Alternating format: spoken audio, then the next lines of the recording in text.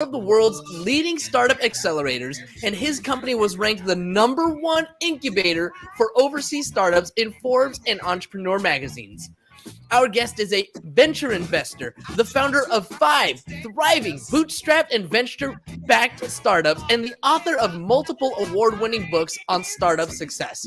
With a resume like that, it's no surprise that our guest is full of energy, and as the captain of his ship, he's directing all that energy into accomplishing his mission: to educate and accelerate entrepreneurs. If you want to hear how our guest has trained hundreds of startup founders and corporate execs in the art of innovation, and learn from someone who's consulted on innovation with the likes of Disney, Intel, and Qualcomm, stay right where you are. Because joining us today from Founder Space out of Silicon Valley, author of Make Elephants Fly and Surviving a Startup, and host of the Startup Supercharged podcast. Welcome to the show, Captain Steve Hoffman.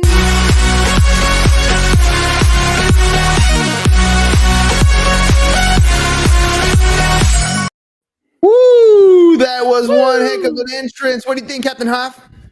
I think I am happy to be here, business bros. Yeah, that's what I'm talking about. Let's jump into this startup. For me, it's probably the most exciting time in any business. It's when the idea begins to come to fruition. We have so many concepts and directions that we want to go in. We're excited by the possibilities. I equate it to when you buy a lottery ticket and they haven't called the numbers yet. You all roads? Where we're going, we don't need roads. Exactly, right? You already know. You don't know exactly where you're going, but you know you're going somewhere. And along this path, there's a lot of questions, problems, and we end up burning out. A lot of businesses don't survive. 9 out of 10 fail. Captain Hoff, how can we survive as a startup today? So the first and most important thing that you need to do is forget about your idea. Now that seems counterintuitive. Everybody's like, oh, I have to have the brilliant idea or I shouldn't do a startup. But honestly, it's not the idea that ultimately will determine whether you are successful.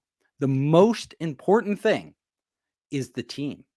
Who do you get on board with you? You can have the best idea in the world. I've seen startups with these amazing ideas, but if you have a B team or a C team, B players or C players, you're going to fumble the ball at some point, and somebody else with an A team is going to pick up that ball, run with it, and go all the way. They're going to win, and you're going to get knocked out of the business. So I have seen over and over again, I tell entrepreneurs, just do one thing. Put your idea on hold. It might be the most brilliant idea in the world, but just put it on hold and focus on what are the best people I can possibly get to join my startup. Like amazing people. They could be working at Microsoft. They could be working at Google, some other big company earning 6 figures. How can I get them to be part of my startup? And what are the people I need to leverage new technology to really understand marketing and social media? People, a designer who is just brilliant at customer experience. How can I bring these people together and focus them not on a specific idea? Because more likely than not, your original idea isn't going to work, but on a direction, an area you want to innovate in, an area you want to make a difference. And if you can do this at the beginning, you have a shot at being successful. Now you're talking huge deal of success, because to go out and scout people, I know the thing that pops into my mind, probably in a lot of startups' mind, is, yeah, I would love to bring on people. How do I pay them? Like, I feel like you're using a different metric to influence partners to come on board. Can you help clarify that? Because I know there's going to be a big hurdle. So I'm an investor in Silicon Valley, look at lots of startups. I know hundreds of VCs around the world. We look at the team. And the reason we look at the team is because we know that the CEO, who is the most important person in the startup, the CEO needs one ability more than any other ability, and that is leadership. You never build a billion-dollar company. You never build a unicorn with just one person. You build it with a team. So we want to see, this is the first test of a great entrepreneur. Can you, with no money, but just a vision and a passion, convince people to join you as opposed to sitting in a cushy job or with a bright future and a career path? Why would they do that when you have no money? Well, let me tell you, money isn't everything. People have dreams. People want to make a difference. People want to feel that they can build something from the ground up. If you give people a chance to do this and you're able to communicate to them and inspire them and get them focused on something they believe about and they're passionate about, they will leave that six-figure job. They do it all the time and join startups. And then and those are the people you want. You don't want your cousin Vinny who just happens to be around, or your old drinking buddies, from college. They're great, but maybe they're not the best engineers in the world, and you need the best. So really, take the time, put 80% of your time up front, 80%, not into pitching investors, not into building your product, not into, organizing your business, 80% into finding the right people. Only once you do that, you should do the rest of the stuff. How do you know that you're recruiting the right people and not the people you think are good enough? And this is kind of one of those questions where, if I'm going to be doing things in a company, there are things in that priority list that I'm not going to be good at, right? Like, maybe I'm horrible in the accounting side. I probably shouldn't be doing those books. Is that the person I go after on my team first, somebody on the CFO side, or is it on customer acquisition? Maybe that's the team. Who am I picking out to be the all-stars in my team? Well, trust me, you don't need an accountant in an early stage startup as one of your core founders. You can outsource that. So there are a lot of things you can outsource. You don't need actually a great traditional marketing person because you have no budget. You have no money. So that comes later. What you really need at an early stage for most startups is somebody who understands technology inside and out, somebody who's aware. And how do you know this person is great? Well, let me tell you, the type of person you want, the type of engineer you want, they are building networks in their house. They are downloading the latest SDKs. They are always making something. There's always on the cutting edge of whatever the latest software is, whether it's the blockchain, whether it's some new database or whatever it is, they are all over it. And that type of person, when you talk to them, they are passionate about what they do. They love it. They can't help it. That's the type of person you need.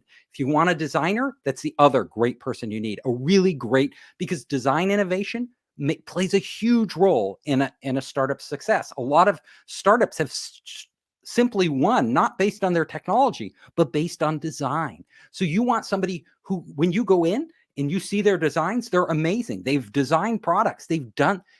When I interview people, I want people who've actually done something in their lives. Show me what you've done. Show me that you've done something that like other people couldn't do, that, most people couldn't do. And if you can show me this, you're on the team. Okay.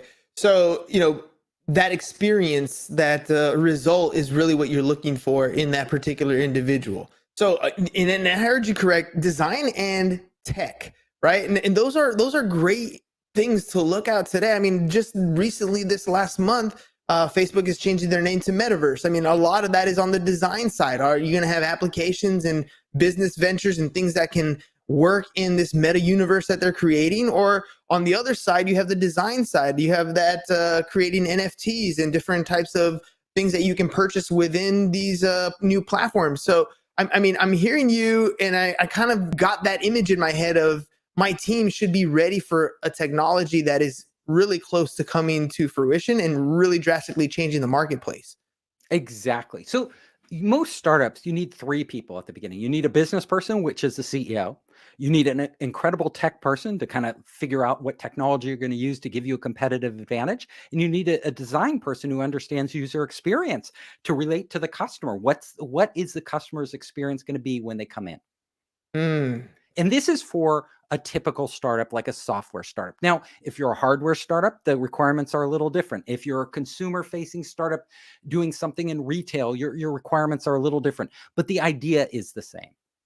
So what are some practical things that someone can do right now to get some of that influence or some of that lexicon, the vocabulary that they'll need to be able to start recruiting people like that, or start even talking to people like yourself who can connect them with people that they may need? So I tell entrepreneurs, what you need is you need to focus on a real problem out there. So once you have that team together, not alone, but once you have those core founders together, you start a journey. You go out into the real world on an area that all of you feel passionately about. So it could be, I want to make the fishing industry more sustainable. How do I do this? You may have one idea, you may have a dozen ideas, but honestly, you don't know anything until you start going into that industry and figure out, what do they need? What would the customers that I'm going to work with, will they even buy? Are they even interested in what I have? What are their priorities? And then you start to figure out how to change that industry. Same is true if you want to go into the restaurant business. If you want to go into the restaurant business and modernize it, totally change it, then go into restaurants. Talk to the chef, talk to the sous chef, talk to the owner, talk to the maitre d' and the waiters. Ask them, what problems are you having? What's giving you headaches? What's driving you nuts that you can't do? Then you start to see high value problems. Really, great businesses are made on delivering value. And the way you deliver value to a customer is you solve a high value problem, a problem that is on their top 5 priority list. Honestly, if it's not in their top 5, or better yet, their top 3, they'll never get back to you. They'll be like, oh, that's nice, but they'll never call you back. But if it's in their top 5, you know what they're going to say? Oh my God, I need it. I need that. Yeah. Can you get that to me tomorrow? And if you hear that, you have a business. It's funny because most people would see that and they have an intention to help. I know for me, for example, for a long time, I'd have an intention to help, but I had no way of doing or solving that problem that they had myself. But the way you described it makes a lot more sense. Now, if I'm spending time building my team, when that problem comes up, you're like, cool, we're going to work on that solution. And it's not just me, it's 5 other heads, 3 other heads that are there to collaborate on the solution because that problem exists in the universe that you're creating for yourself. It's almost like you're creating your own Sandlot team here. You're like bringing over Squints and you're bringing over your squad, and then you go on and take on the other teams in the league. So okay, we're developing our team that we got. What are some of the common mistakes that startups fall into once they start going down this path? So one of the biggest mistakes is they dive into building their product too soon, before they have really identified a demand. So they get passionate about it, they fall in love with their idea, they start building it, and only later, after they spent 6 months or so, they go out to the customer and find out that the customers are lukewarm. They don't really care. And more startups die because they stick with the same idea that isn't a winner idea too long, rather than entrepreneurs who go into the world without a preconceived notion of, they say, we're focused on this one area, like reinventing restaurants, right? But we're going to go in there and we're going to experiment. We're going to try lots of different things. We're going to talk to lots of people. We're going to gather lots of information. And then we're going to very quickly run experiments where we can test these. Like, will this idea take off? No. Will this idea take off? Is there a big demand for this idea? And when they hit one that it's just people are chomping at the bit to get it, you know it. Like I have a rule. If you have to educate your customer on why they need your product or service, you've already lost. Your business is already dead. Customers should be like, they should be banging down your door to get what you have when you show them that it's possible, or you tell them that you could get this for them. So making it an irresistible offer. I mean, that's really what it comes down to, right? Like, I have an offer for something that the customer desires. It's a willing buyer and a willing seller. So if you're telling us we got to get a team, if we got to really work down by starting with the market before we start with the product, how do we create that explosive growth? How do we figure out how to get that next thing that's going to take me to that whole nother level, that explosive unicorn? There's 2 ways. So the first thing is what I was talking about, engaging with the customer. You identify pent up pockets of demand that aren't being met by any of the other players out there. So literally, when you tap into that demand and nobody else is offering this, it propels your company. Like, that's how these little companies become these huge companies in like a year or 2. They just grow exponentially. But equally important. So I like to say entrepreneurs are demand hunters in the beginning. They are searching for pockets of demand that are ready to explode and tapping into those. Once you do that, there's a second thing you need to do. And that is, I always tell entrepreneurs, Don't build products or services, build platforms. Now, what do I mean by this? A product or service is fine. But you launch a product out there, like you put a new gadget on Kickstarter or Indiegogo, and within a year, there's dozens of other competing products out there. Even if your idea was really original and good, they're cutting in the price, the margins collapse on those products. Mm-hmm. Services, everybody's offering that similar service, soon enough. But the products that really become these unicorns, these explosive growth companies, they have some magic. And that magic is when they build a platform. And what a platform does beyond a product or service is that every time you get a customer, that customer doesn't just pay you once and walk away. Because if you have to do that, it's very expensive to acquire new customers. So if customers are coming, buying, and walking away, it's very hard to grow your business. Really great companies, they get a customer and they lock them in. And they put them in a structure where the customer is continually getting value. The more they use your product or service, the more value they get. And in return, you get a recurring revenue stream. On top of that, the more customers you pull into your ecosystem, Uh-oh. I think he got pulled into his no. ecosystem. Dude, that was pretty interesting. Yeah, dude. So good. Oh, there he is. There we back go. online. Yeah, He's last back. thing We're I back. heard- yeah, we're back. Okay. We're back. Last thing I heard you say was we get pulled into their ecosystem, and that's it. That's the last thing I heard. Yeah. So I will. Okay. So you get pulled into their ecosystem, and the more you participate in the ecosystem, the more value it creates for everybody in that ecosystem. Let me give you a very clear example. So we all know Amazon. Amazon is so powerful for one reason. They built a platform. They didn't build just a service like that would sell you stuff, not just an online store.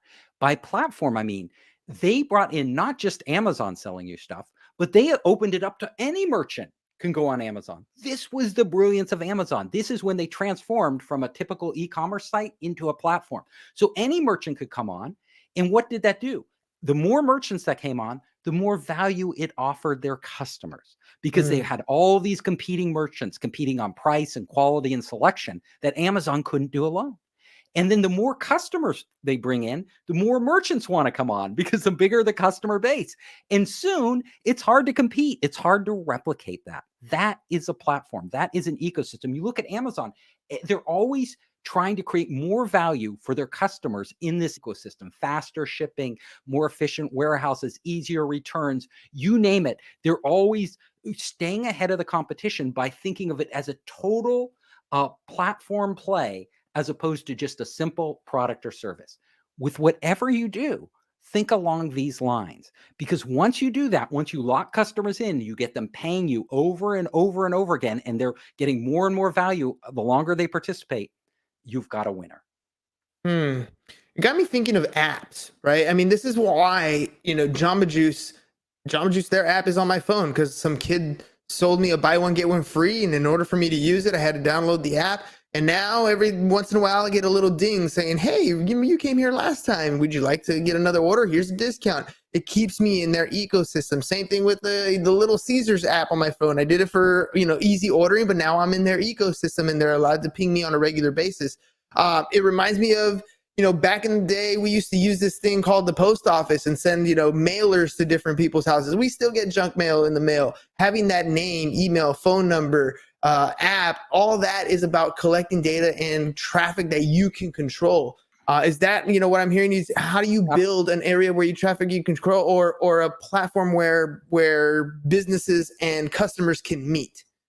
Absolutely. So we look at this and we call it the network effect in Silicon Valley. So Facebook, for example, the more content you contribute to Facebook, the more valuable it becomes to you, because the more your friends respond and you get all these connections and relationships, and all your friends are there, and you can't take that to another social network. Same with Instagram, right? Those people on that network, it's very hard to convince them, if you jump off and join some new platform that they haven't heard of, that they're going to follow you. They're probably not. And you look at companies like Netflix, you were talking about data. So why is Netflix so powerful? Well, anybody, all these big media companies, Viacom, Disney, all these other ones, Warner Brothers, everybody's launching a Netflix competitor. But why is Netflix still the market leader?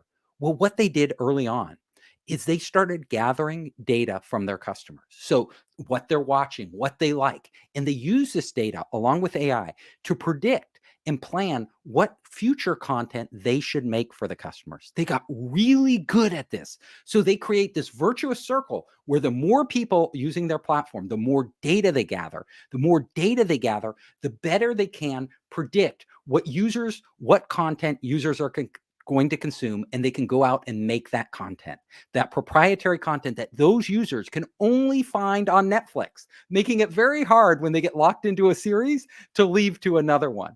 So that, again, is a big data play.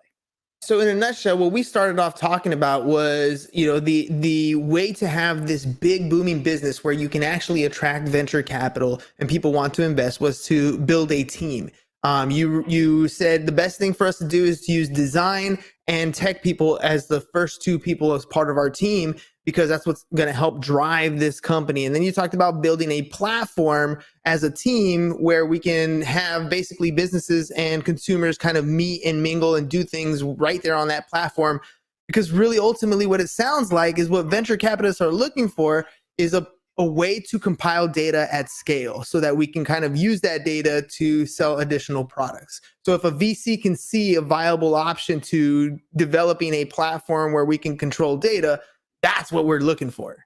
Yeah. And the best platforms, the best way they use data is to actually make the experience more valuable to their customers. Mm-hmm. So the data isn't just to sell them something additional, right? Because if you're doing that, that helps you, but it doesn't help your customers. Right. Always, like Jeff Bezos was so brilliant because he was like, always put the customer first, right? We want to make, so this is why Jeff Bezos pioneered all these things. Like he pioneered 2-day shipping. He's like, customers want it in 2 days. Nobody else is doing this like consistently. Let's figure it out. We're going to figure it out because that's what our customer wants. We don't care that it costs us money. We don't care that we're going to lose money for a while, because if we can create more value than anybody else for our customer, they're going to stick with us. Returns.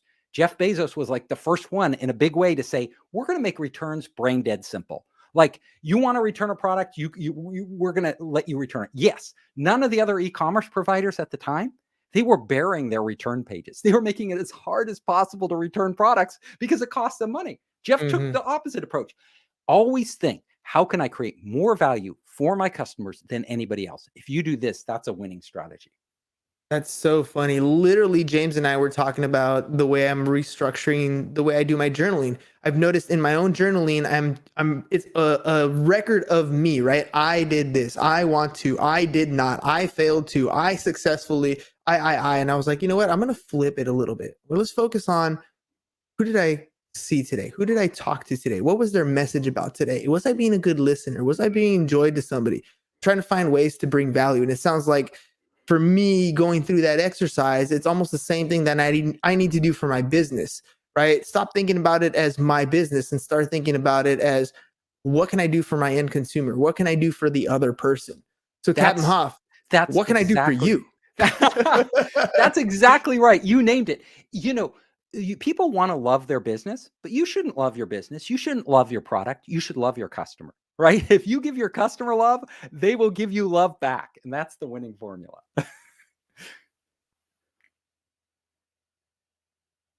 Well, I think Hernan froze this time. Yes. I love it. First it was you, now it's him. Man, I have really enjoyed your story. The thing that struck me the most, the thing that stood out to me the most was all of this talk about team and knowing the right people. And I wanted to just kind of talk a little bit about how that is actually something really awesome that we've been able to do here with this podcast. I don't know if you noticed, but we're here sitting at episode 845. We've interviewed something like 600 different entrepreneurs, all bringing value, all bringing all kinds of knowledge. And to me, like, that's a big part of what it means to like have the team of people around me. It's being able to reach out to anybody who's nearby and be like, hey, I need help with this. And I think that's where Hernan was going with his line of questioning. what is it in your business that is a challenge right now that maybe we could connect you with somebody that's been on the show that could help you with it? Oh, that would be awesome. So I'll tell you, I just launched my new book, which has a lot of what we've been talking about. It's Surviving a Startup. And I want to get the word out about my book. So if you could help me introduce me to other podcast hosts or other people that you think, I would be a good fit for, that would be a huge favor for me. Absolutely, we can do that. And James, you read my mind, dude. Sorry, my internet you, decided to reset itself. I don't know how that happened today, but it's like we hang out or something. I know. It's like we were discussing the show and stuff today. I know, it's so weird. It's so weird. And what can I do for you guys? I'm here. You did it. You did it. Exactly that. Look, we're big on a couple different things. One is we want to be able to tell stories of entrepreneurs. Your approach to entrepreneurship is something that I don't hear very often. It's not an approach that is talked about very much, but it's something that every experienced entrepreneur talks about. They're like, look, the best thing I can attribute, if I can give myself advice, it'd be work on your relationships, build those relationships. It's always about the relationships. And the way you described entrepreneurship is like, go find some friends that you really have things in common with, that just happen to work on design and just happen to be, over here on the tech space, right? Find some good friends you like to hang out with, and then go solve a problem. Something really cool, something really big. Do something, make something great of yourself. And believe me, the business, the money, it'll come, right? It'll follow. And you're doing that in such an amazing way. The message is so easy to understand and make sense. Tell me a little bit about what's on founderspace.com. Oh, so if anybody goes to Founderspace, we have tons of content for entrepreneurs, like lots of videos. We have an online startup program. We have an online startup kit. I have my podcast where I give lectures to entrepreneurs. It's just a huge thing. And I have a special thing actually for your listeners. So it's called, and you have to get a special URL to get there, and I'll give that to them. It's called the 10 Commandments of Raising Venture Capital. So if they want this, they go to the special URL, Founderspace/10, the number 10. Okay, Founderspace/10. And I'm going to trickle it right here on the bottom of the screen. Okay. I was going to say founderspace.com/10. Yes. .com/10. Exactly. There you go. You gotta have the .com. Gotta have the .com. You can't have it without the .com. All right, ladies and gents, right there, the 10 Commandments. If you guys are... Really, bro? Again? Crazy internet day. It is a crazy internet day. And what's going on? This is where Hernan goes into his selling spiel and kind of recaps the show and says how awesome Captain Hoff was, and all the stuff that we learned about startups and all the things that you have written in your many books. Tell me again, actually, one more time about Surviving Startup. Is that what it was? Yeah, Surviving a Startup. Tell me about it. So the fact is the majority of startups fail. It's just really brutal being a startup. And it's sort of binary. Either it's extremely hard to do a startup, or you're just on fire and everything's easier. It usually isn't in between. So at the beginning, it's really hard. And I basically took from my personal experience, I've done 3 venture funded startups, 2 bootstrap startups, work with hundreds of entrepreneurs, all the different experiences I have seen and had myself, and put down really practical, usable advice that people could take and actually apply to their businesses today. So that's what the book is. I love it. I love it. And as I mentioned, ladies and gentlemen, in the intro, this is coming from the #1 incubator for overseas startups. So there's a lot of experience, a lot of knowledge, a lot of wisdom in these books. So definitely go check out Captain Hoff over at Founderspace on Instagram, founderspace.com/10 for those 10 commandments of startups. And I'm going to go ahead and end it here because Hernan's just having all kinds of internet issues. So for Hernan, this is James thanking Captain Hoff, thanking our live audience, thanking everybody for tuning in. And y'all have a great one. Enjoy until tomorrow. Here's our outro. Peace out.